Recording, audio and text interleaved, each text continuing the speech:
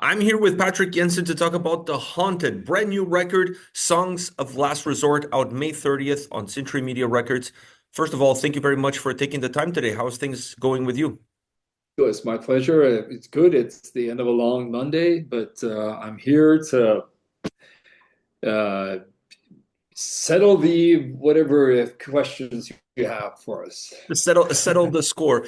So let's start off with this record. It's been a huge break between the last two albums, well, the last album and this album. Was this an album that just took too much time to make, that you just needed to take that extra time to get to it? No, it was very quick to write, actually, which might be counterintuitive. But yeah, so the last album was out 2017, I think. 2017, yeah. Yeah, and we've never stopped writing. But the period after that, Jonas or At the Gates released albums, and Jonas was the main writer. I think he wrote everything on those two albums. So he was busy with that, and he got kind of burnt out from it also. So that was his reason to why we didn't get any material from him, because we're three main songwriters in the band: it's Jonas, Ola, and myself. Ola always writes music because he has his YouTube channel. He writes riffs every week, basically, to showcase stuff. I thought that is starting in 2012 that I couldn't really write the riffs I used to. Up until 2012, we were full-time musicians and we were a rehearsing band. After 2012, when we changed members, everyone lived in different cities. Even Adrian lives in a different country, he lives in London since 99. We weren't a rehearsing band anymore. So all of a sudden we had to do everything through a computer. And I thought, okay, so the riffs I'm getting, they're just, sign of my age, I guess, because your favorite bands might not produce those cool riffs that they did when they started out. So okay, that's reality. Um, and I had this idea that okay, after Strength in Numbers, I want to make the band more like we used to be, like a rehearse and so on. So I had this plan that me and Adrian were going to meet up, like we wrote the first album, and just knock out a few songs just to get things started. He COVID came in the way, by the way, so we couldn't do anything for 2020. 2021, he came over. I rented a studio. We were ready to just rehearse for a week. We set everything up. He gets a really bad tummy flu, and he's staying on my couch, so he's super sick. 2, 3 days later, I get it, of course. So he ends up going home, and we haven't played a single note together. So that also put some, okay, is this, fate trying to tell us something? You guys Then, were haunted. yeah, maybe. So I'm coming to the end here. It's a long explanation. I work with making plugins. So I lead a team of people that make guitar plugins. And March last year, we released a high gain guitar plugin where, as team leader, I decide what we do, what mics to choose, what cabs, and when it sounds good. So when it was completed in March, I think it was released in April. Um, I noticed that I could write music just like if I was in the rehearsal room. It responded just like a real amp would, and all of a sudden, like I can play these thrash riffs. They were always there. I was just held back with what I'm very dependent on what I hear. It needs to give me that feeling. If is this a good riff? And if it just sounds lame, I consider it to be a lame riff.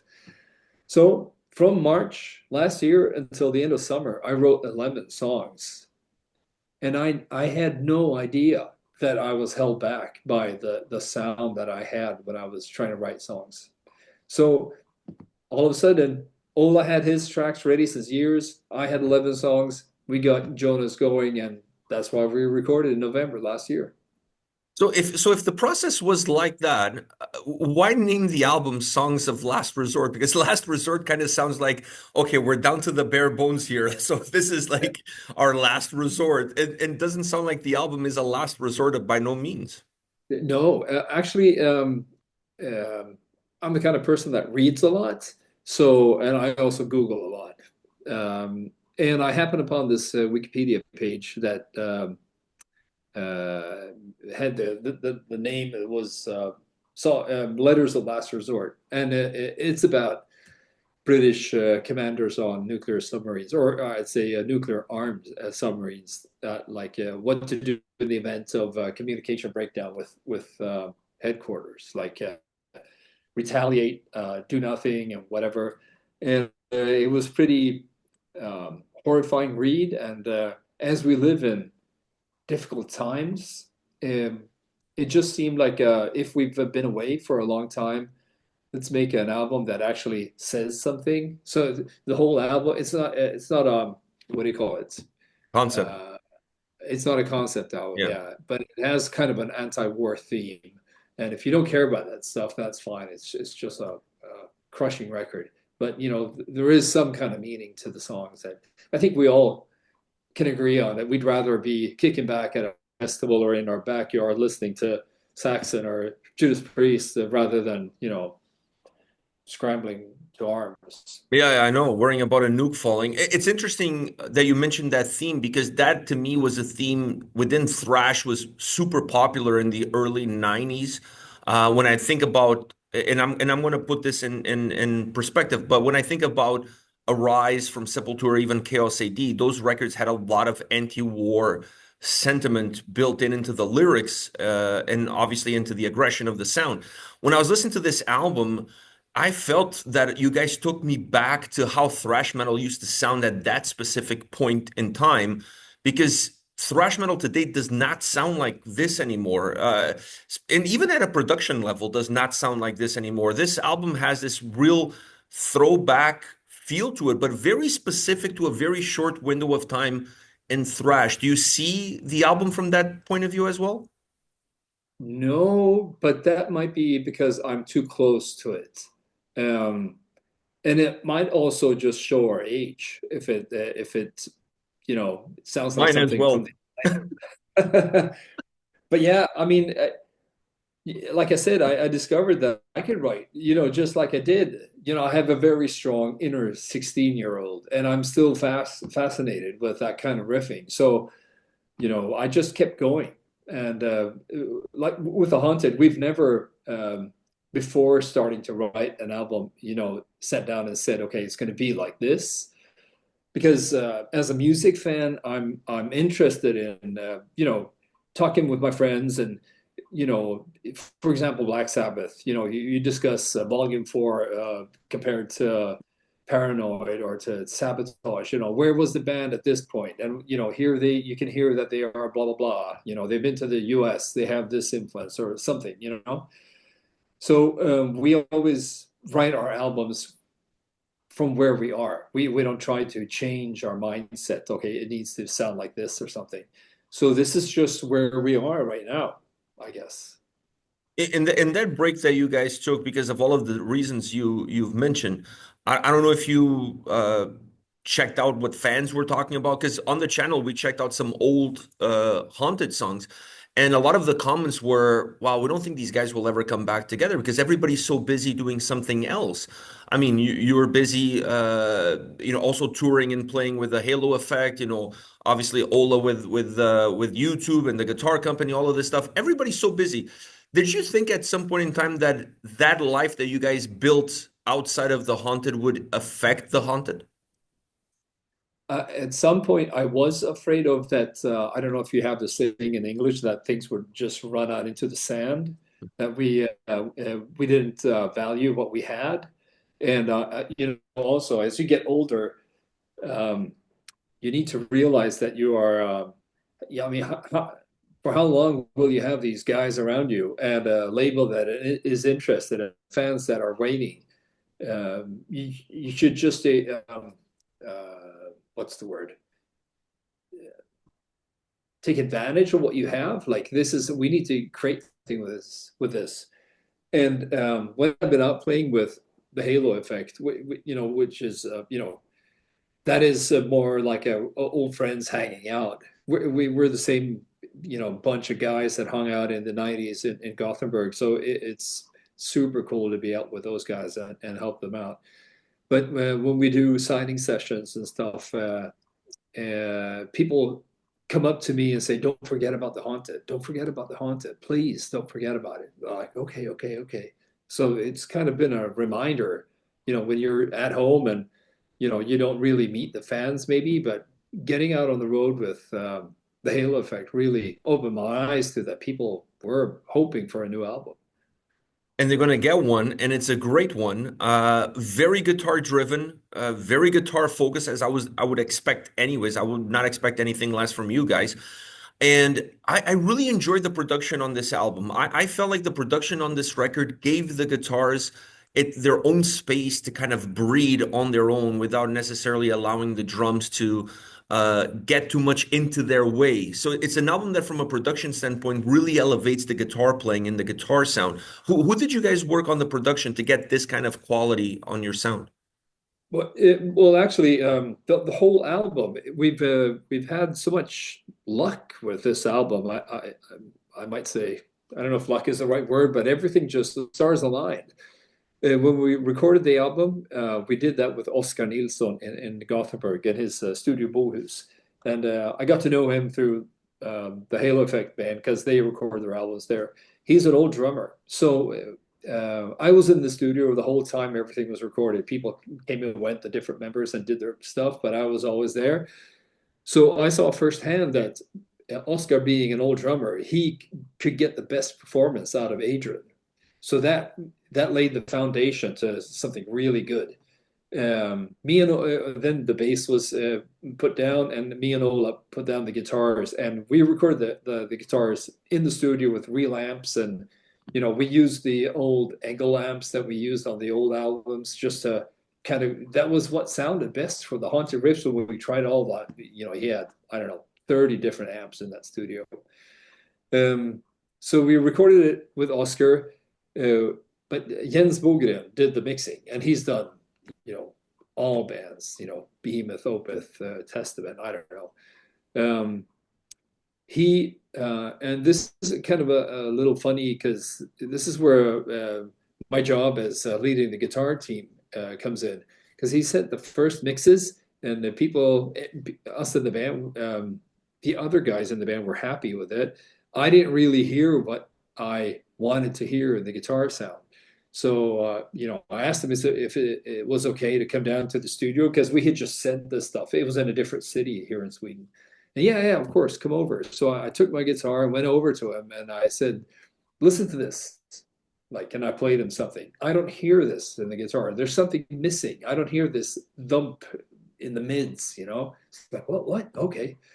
So he did another mix. I guess the other guys were just as happy. They might not have heard a difference, but I hear a difference. And so I don't know if my tiny little 2 cents meant a lot in the big picture, but Jens really understood the band, and it made everything better. And also Marco's singing, because he lives in Stockholm, so he doesn't hang out in Gothenburg and wait for us to get ready. So he recorded the vocals in Stockholm. We needed someone that could record him and produce the vocals. I suggested Björn Strid, the Soilwork singer. Oh, work. Yep. And Marco was first like, because that's kind of like, because Björn is such an amazing singer. It's like saying, okay, you're gonna have, I don't know, Hetfield is gonna record your rhythm guitars here. Like, oh shit, what? No. But and I said, I think it's going to work because, you guys know each other, you respect each other. It's probably because Ola has a recording studio. He lives in Stockholm. We were talking about maybe Marco going there, but it's tough for a singer to get feedback. Like, I think you can do that better from the guitar player. So, yeah, so Marco agreed. They recorded the first batch of songs, and Marco was, super happy about it. Because he respected Bjorn's opinions and suggestions, and Bjorn could talk to Marco as a singer that's on the spot. Like, it's his instrument is his body, so it's it can be a touchy subject. But yeah, everything came together. I haven't thought about it that it's a very guitar dominant album, but that might be because I am a guitar player. So maybe if I'd be the drummer, I'd be not so happy about it. But I know Adrian is happy with the mix too. So No, I think it's great because it like you said, I felt the same way. It enhances the sound of the album, but it also enhances the vocals on the record because it allows the vocals to sound more aggressive, to sound more intense. And for this style of sound and for this approach, it's exactly what you want. You want those elements in the forefront, and then you want the drums a little bit further back just to kind of give the sound a little bit more of a robust nature, but not necessarily overshadowing or over drowning everything else. Listening to the album outside of the two singles, which by the way, Warhead is still my favorite of the two singles. What a track to come off the gates with that as the first single.